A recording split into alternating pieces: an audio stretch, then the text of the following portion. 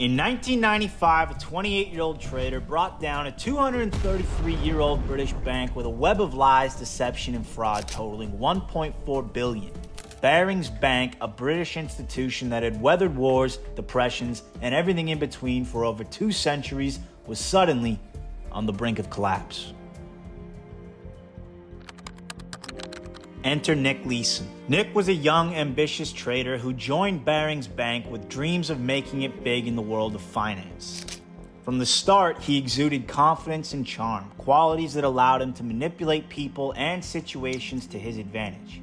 But beneath the surface, there lurked a narcissistic streak with an unwavering belief that he could outsmart the system. Leeson started out at Morgan Stanley, where he got his first taste of the finance world, but it wasn't until he landed a gig at Barings Bank that things really took off.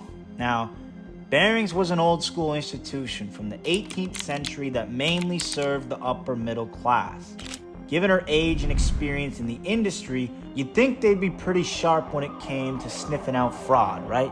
Well, apparently not, because Leeson charmed his way up to the corporate ladder in no time. He couldn't stand his co-workers at Barings. He thought they were a bunch of dim-witted stuffed shirts. But that didn't stop him from schmoozing and manipulating his way to the top. The guy was a master manipulator. He knew just what to say and how to say it to get what he wanted. And what he wanted was power. The power to make big money moves without anyone looking over his shoulder. And he pulled it off. I mean, everyone thought that he was a genius, someone who couldn't place a bad trade. Leeson quickly became the star of Barings' Singapore office, where he was put in charge of the new futures trading division. But behind that slick facade, Leeson was cooking the books like nobody's business, racking up huge losses and hiding them in a secret amount. All while his bosses were patting him on the back and throwing him more money his way. It was the perfect con, until it wasn't. Nick Leeson, being one of the bookkeepers, started to understand how the whole system operated and was quick to spot the cracks in the system. One time he found £100 million just lying around in the books, and he described this type of mismanagement to be typical at Barings. Instead of just carrying along and fixing the books, he realized that he could get away with murder, financially speaking, because no one was really watching. And because he was touted as the golden boy for his charm and intelligence among his colleagues, he could ask for funds over and over again from his superiors, and none of them would bat an eye. It felt like it didn't matter what trades that he placed. If he put enough capital into it, he could take as much leverage as he wanted until the market turned in his favor. And when it looks like there's no way you can lose, you start betting big. Like any good story, it all started with a small mistake. In 1992, Leeson made a bad trade that resulted in significant losses for the bank. But instead of owning up to this error, he did what any rational person would do. He hid the losses in a secret account, codenamed 88888, because why not? Leeson continued to place multiple big risky trades in the tens of millions of dollars, bad bet after bad bet after bad bet, basically. He was racking up losses like it was going out of style. The 88888 account ended up hiding hundreds of millions of dollars in losses, and no one noticed. Leeson was a master at making everything look peachy keen on the surface. He made it seem like he was bringing in the big bucks for Barings, when really, he was digging them into a hole so deep they'd need a ladder to get out. And the higher-ups of the bank were too busy patting themselves on the back for hiring such a star trader to actually look into what he was doing. It's like they were wearing blinders, or only seeing the illusion of profits that Leeson was projecting.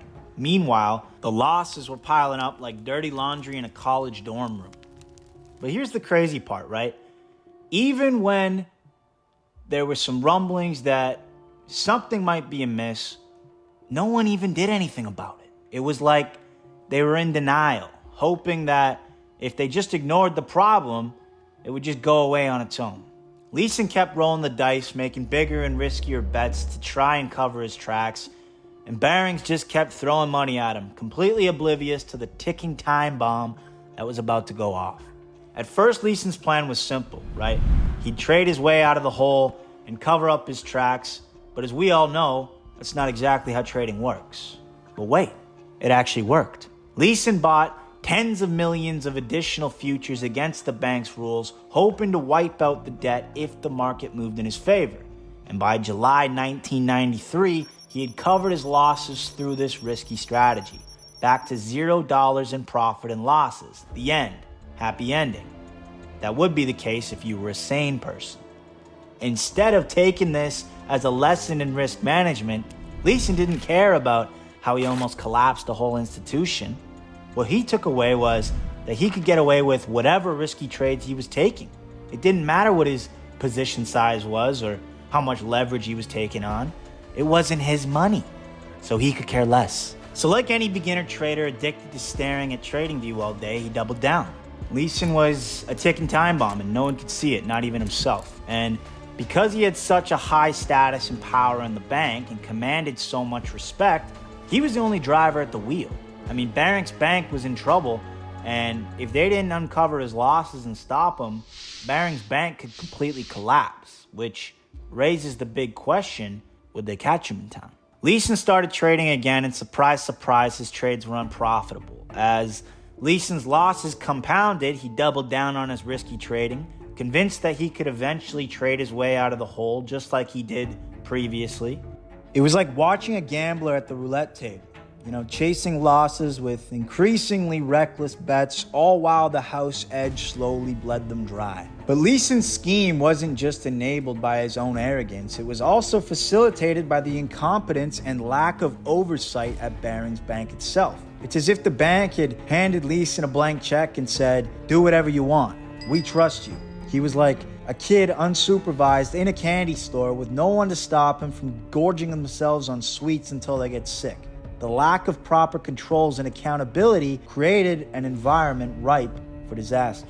In 1993, an internal audit of Leeson's department was conducted, but nothing suspicious was found. The bank didn't find the 8888 account, but this time it would cost them big time.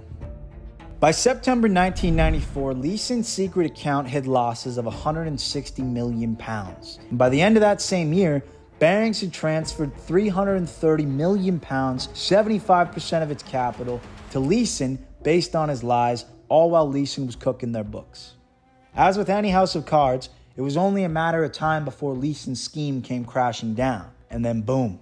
Leeson had an over-leveraged long position on this stock index, so when the Kobe earthquake hit Japan in January 1995 and the markets crashed, it was all over for Leeson. Leeson's dodgy positions were exposed and suddenly everything came crashing down. In just one day, he lost a staggering £50 million on that one trade alone.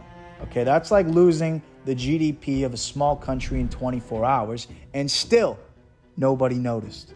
At this point, Leeson was having problems sleeping at night, tossing and turning in bed. But in February 1995, the charade was up.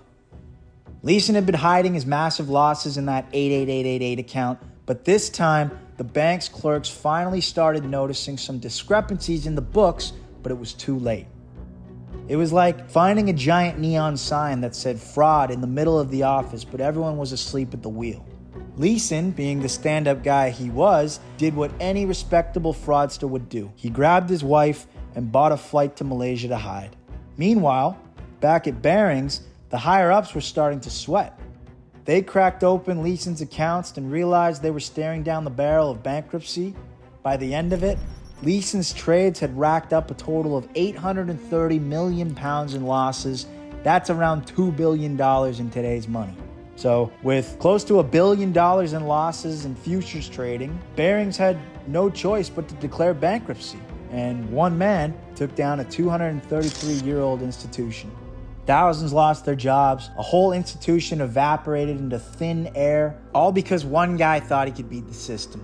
Barings Bank, the institution that had weathered wars and depressions, was now worth less than a Happy Meal. The Dutch bank ING swooped in and bought the whole thing for just one measly pound. Literally, £1.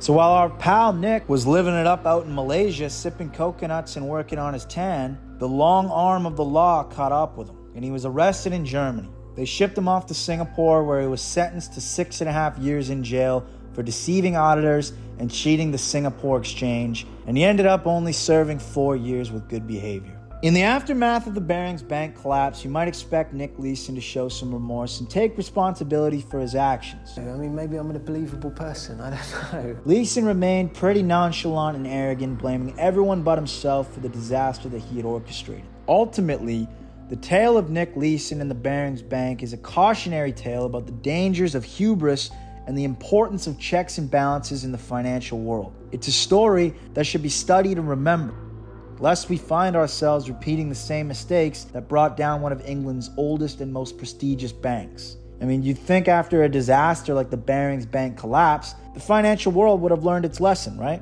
Well, not exactly.